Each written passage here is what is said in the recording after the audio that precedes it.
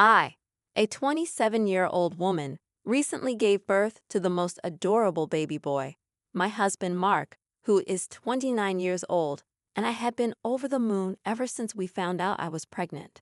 As first-time parents, we were naturally a bit terrified. I must mention that my mother-in-law, whom I'll refer to as Brenda, had always been overbearing, but her meddling reached new heights after the baby arrived. Imagine my shock when Brenda announced that she had hired a full-time nanny for us. Initially, I felt relieved, thinking she might be trying to help. However, my relief quickly turned to confusion when I met the nanny, whom we'll call Stacy. Stacy was exceptionally young, perhaps around 22, and she had a penchant for meticulously tending to her appearance, even at the early hour of 7 a.m. Something about her made me uneasy, but I couldn't quite put my finger on it. As a few weeks went by, I couldn't help but notice that Stacy was exceptionally touchy with my husband. She often touched his arm while talking, laughed a bit too hard at his jokes, and it was clear that Mark was growing uncomfortable with her behavior. What made matters worse was that Brenda would frequently visit to see the baby, but ended up spending most of her time chatting with Stacy. One evening, I overheard Brenda and Stacy having a conversation in the kitchen. I couldn't make out the entire conversation, but I caught phrases like, "He'll come around," and "just be patient." My stomach churned, and I felt the need to figure out what was truly going on. A few days later, Mark was working from home, and I was supposed to take the baby to the doctor, but had forgotten something upstairs. When I went back up, I froze. There was Stacy, attempting to kiss Mark in our bedroom, and Mark was pushing her away, looking horrified. I couldn't contain my emotions any longer. I screamed at her to get out while Mark stammered, trying to explain that he had no idea what was happening. Fuming, I called Brenda and demanded to know what was going on. Smugly, she told me that she had known Stacy for years and believed that Mark deserved someone more polished than me. She had hired Stacy with the intention of trying to seduce him away from our marriage. I was left speechless. I informed Brenda that she was no longer welcome in our home, fired Stacy on the spot, and warned her that if she ever came near our family again, I would involve the authorities. Mark was overwhelmed with guilt and swore that he had no prior knowledge of this scheme. I wanted to believe him, but I was deeply hurt and blindsided by the entire ordeal. We knew that we needed to have a serious conversation, but we were at a loss about where to begin. First and foremost, I want to express my heartfelt gratitude for the immense support and advice you all have provided. It's been quite a roller coaster since my last update, and I felt it was important to keep you informed about our progress. After taking some time to cool off and carefully reflect on the situation, Mark was sincerely apologetic and agreed that we needed to seek couples counseling to navigate through these troubled waters. We were fortunate to find a skilled therapist who has been instrumental in helping us communicate effectively and rebuild the trust that had been damaged. Mark has been commendably transparent, granting me access to his phone and making a concerted effort to communicate openly about his feelings. As for Brenda, the fact remained that she is the grandmother of our son, but I wasn't emotionally prepared to face her just yet. Mark concurred that it was best to keep her at a distance for the time being. We collaborated on drafting an email to her, explaining the hurtfulness of her actions and their impact on our family. We made it clear that until she could respect our marriage and boundaries, she would not be welcome in our lives. Surprisingly, about a week after sending the email, we received a handwritten letter from Brenda. She profusely apologized for her actions and mentioned that she was actively seeking therapy to address her controlling behavior. She accepted the consequences of her actions, including the possibility of not being a part of her grandson's life. This unexpected turn of events left us genuinely surprised. Our therapist advised that if we were contemplating the idea of reintegrating Brenda into our lives, we should proceed cautiously and arrange a mediated meeting with her. We agreed to meet her at our therapist's office. Brenda appeared genuinely remorseful during this meeting and openly explained that her overprotectiveness of Mark stemmed from his father leaving them when he was young. She admitted to seeing parts of herself in Stacy and mistakenly believed that if Mark married someone like her, it would strengthen their marriage. She now recognized the flaws in her logic. Following the therapist's guidance, we decided on a gradual reintroduction with clearly defined boundaries. We would allow Brenda supervised visits with our son, provided that she continued with therapy and respected our marriage. In addressing the nanny situation, we acknowledged our need for assistance but wanted to ensure we were making the right choice for the right reasons. After careful consideration, we found a wonderful older lady through a reputable agency. She brings years of experience as a nanny, and her primary focus is genuinely on helping us care for our son. We understand that the road ahead is a day-by-day process, but Mark and I are committed to rebuilding and focusing on our family. I'm striving to release my anger towards Brenda while maintaining a cautious distance. Some of you might consider me too forgiving, but I believe that everyone deserves a chance to change if they genuinely show remorse and take steps to do so. Nevertheless, I remain vigilant and won't hesitate to sever ties if Brenda oversteps her boundaries again. So, this is where we stand at the moment. I'm still processing everything, but your support has been incredibly meaningful. Since my last update, significant developments have occurred, and I feel the need to share it all. Things seem to be on an upward trajectory. Brenda was actively participating in therapy, putting in genuine effort to change. Mark and I were in the process of rebuilding our trust, and our new nanny was working out wonderfully. However, one day, Mark received a message on social media from none other than Stacy, the former nanny. She insisted on an urgent meeting with both of us. We were hesitant, but something in her message piqued our curiosity.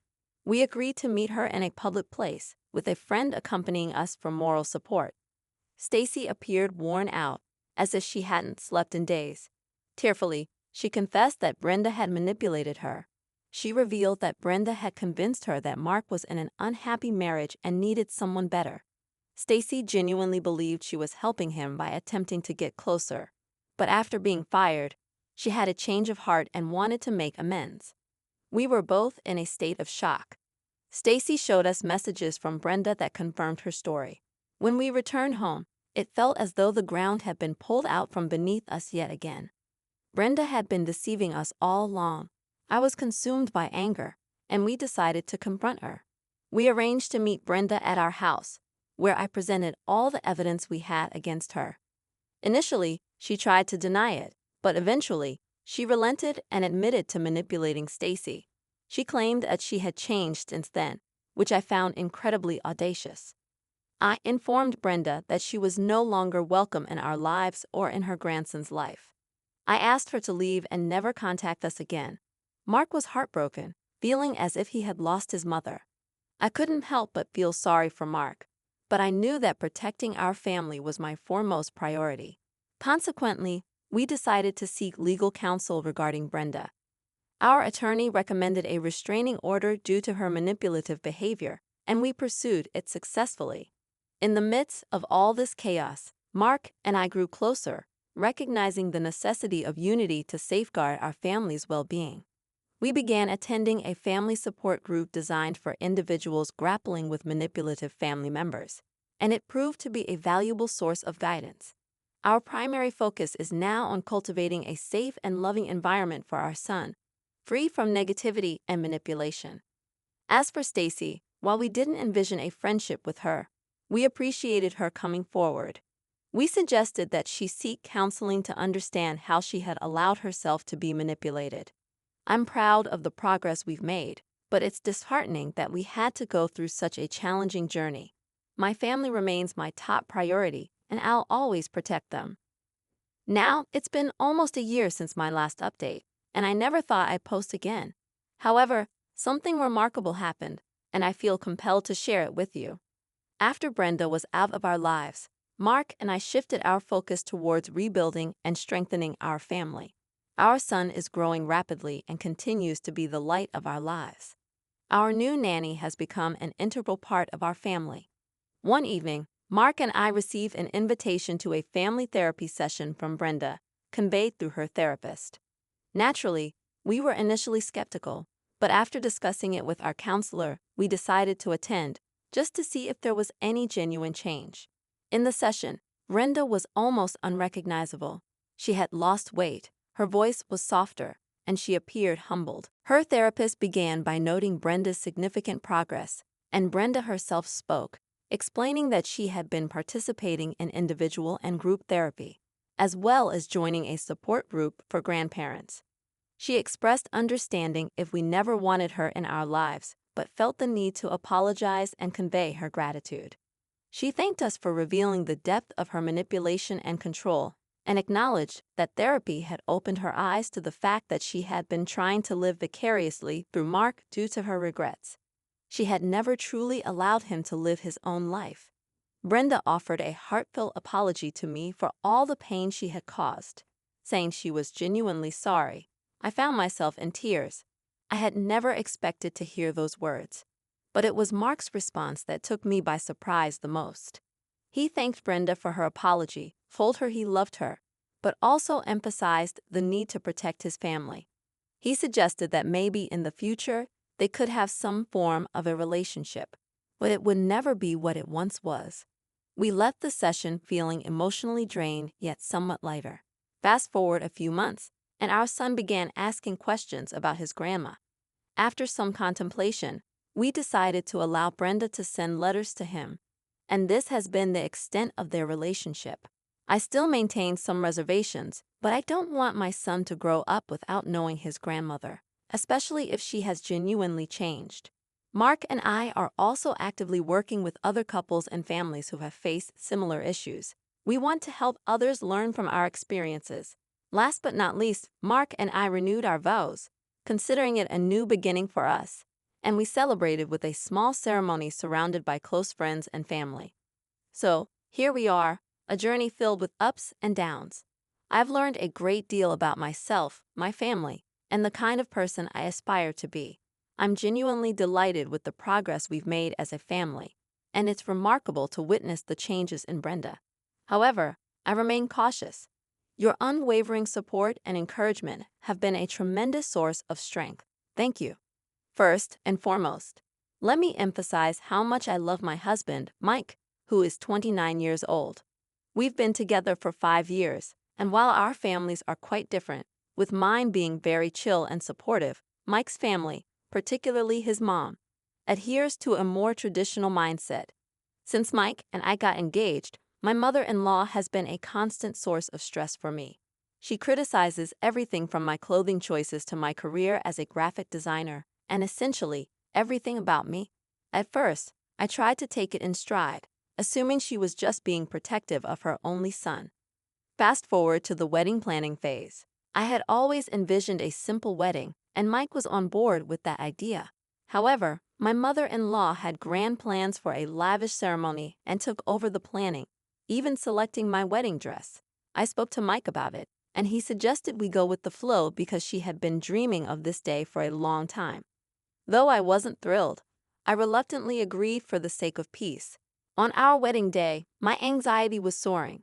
My mother-in-law was taking charge and bossing everyone around, determined to make everything perfect for her dream day.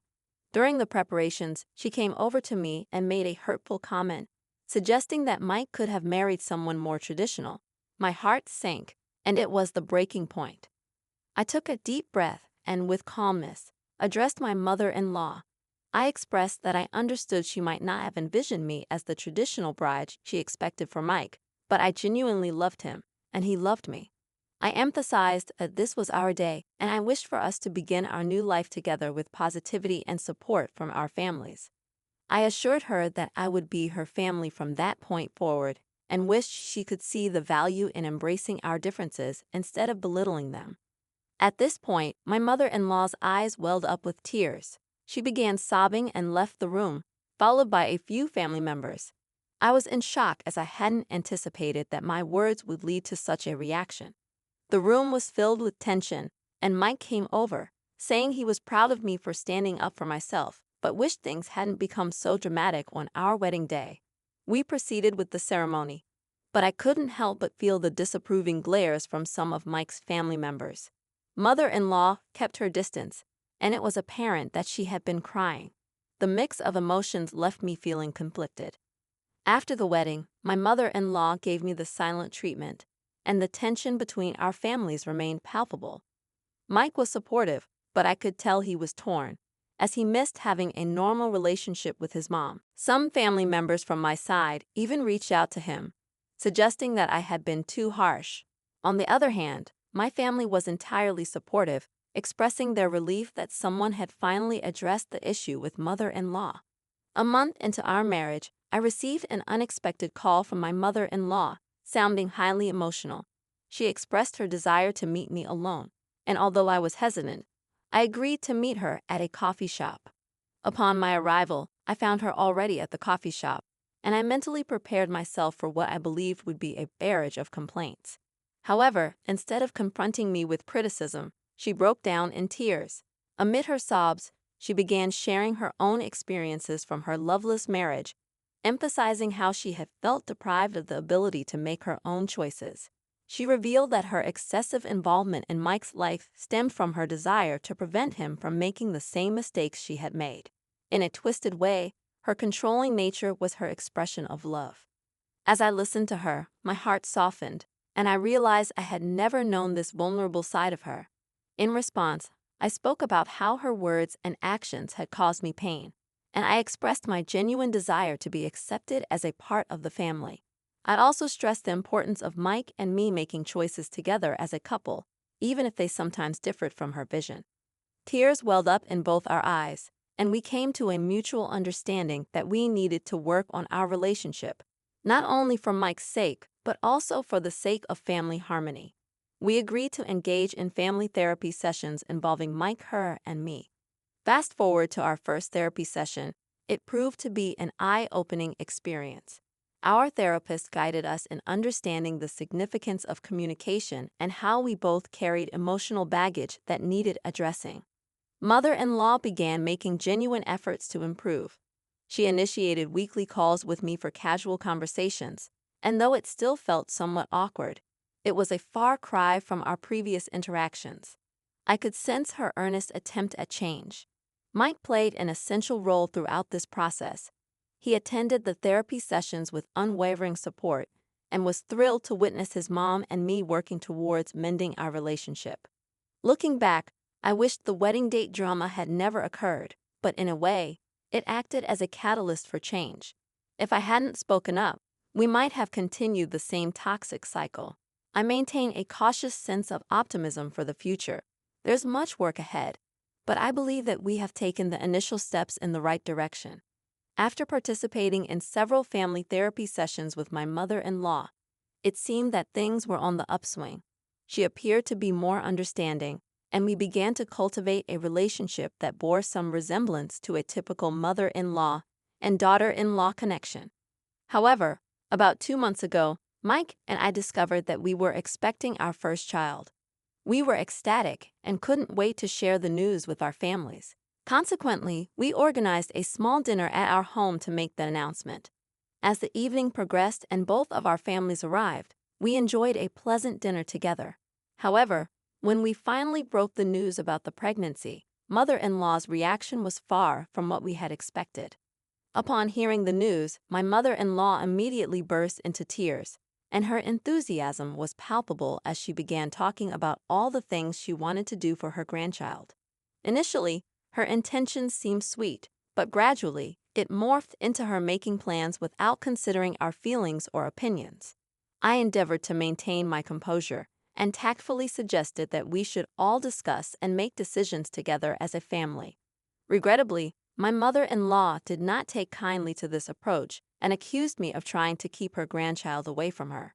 This time, Mike intervened and calmly told his mother that this was a joyful moment for us, and we should be celebrating together.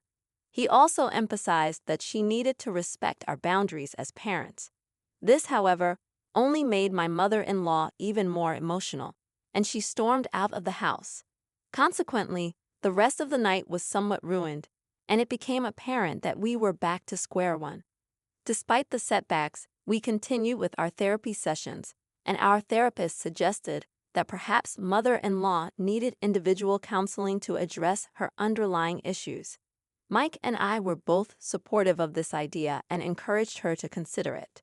The turning point came when, after a particularly emotional therapy session, my mother-in-law agreed to start individual counseling. She began attending these sessions, and we noticed a transformation in her demeanor. She became calmer and more receptive to our perspectives. During a joint session, she tearfully apologized for her behavior on the night of our pregnancy announcement and acknowledged that she still had a long way to go in comprehending and respecting boundaries. At present, we are cautiously navigating our relationship with my mother-in-law. There have been both ups and downs, but the fact that she's open to counseling and is showing signs of self-reflection is a promising development. In the meantime, Mike and I have been diligently working on establishing clear boundaries and communicating our expectations for involvement in our child's life. We understand the importance of our child having a relationship with her grandmother, but it has to be a healthy one. In addition, we are focusing on building and nurturing our little family. The pregnancy has brought us immense joy, and we are eagerly preparing for the arrival of our precious baby. I'd like to express my sincere gratitude to all of you for your invaluable advice and kind words. It's been a roller coaster, but knowing that I have your support has made a significant difference. Following my last update, my mother-in-law continued with her therapy, and we began to notice gradual signs of improvement. She started communicating more openly, and we cautiously started involving her in planning for the baby. It felt as though a weight was gradually being lifted off our shoulders. Although we didn't entirely let our guards down, it was a relief not to constantly feel like we were walking on eggshells. Fast forward to the day of the delivery. Mike and I had a well-established birth plan, which we had communicated to both our families. According to our plan, only Mike was to be in the delivery room, and family members were to wait until we were ready for visitors. However, just as I was being wheeled into the delivery room, guess who unexpectedly appeared? My mother-in-law. She insisted that she should be in the room to witness the birth of her grandchild. The nurses, aware of our birth plan, prevented her from entering, and this resulted in a scene. Eventually, she had to be escorted out of the hospital. Following the birth of our beautiful baby girl, we were dismayed to learn about my mother-in-law's actions. However, we chose not to let it dampen our spirits and instead focus on our daughter and the joy she brought into our lives. When we returned home, my mother-in-law approached me to apologize. She appeared cheerful and genuinely regretful, but this time, something within me had changed. I had this precious little being to protect, and I couldn't continue allowing my mother-in-law's behavior to slide. I gazed at her calmly and stated, "I appreciate the apology, but you need to understand that our daughter's well-being is our priority. If you can't respect our boundaries, you will not be a part of her life." Silence filled the room, and it was evident that my words had hit home. We didn't see my mother-in-law for about a month. During this time, she continued her therapy and even joined a support group for grandparents, making a genuine effort to change. When she finally reached out, she was a transformed person. She thanked us for being firm with her and making her realize how her behavior had been affecting everyone around her. Now, several months have passed since that pivotal conversation. My mother-in-law has been amazing, respecting our boundaries, being supportive, and relishing in the time she spends with her granddaughter. We've made efforts to build bridges, recognizing the importance of family, and wanting our daughter to have a loving and supportive extended family. Reflecting on the journey, it's clear that it was a bumpy road to reach this point. There were moments when I questioned if the relationship with my mother-in-law was salvageable. However, through open communication, therapy, and setting clear boundaries, we've arrived at a place characterized by mutual respect and love. I'd like to conclude by expressing my gratitude to this community. Your advice, perspectives, and encouragement have been invaluable during this journey. We still have a long way to go, but I'm hopeful for the future. To anyone going through something similar, don't be afraid to set boundaries and seek professional help if necessary. Sometimes it takes a wake-up call for people to change. Congratulations on the birth of your daughter. It's incredible how the arrival of a child can put things into perspective. Your journey has been a roller coaster, and it's quite inspiring how both parties were able to grow through this. The key takeaways are the importance of setting boundaries and effective communication.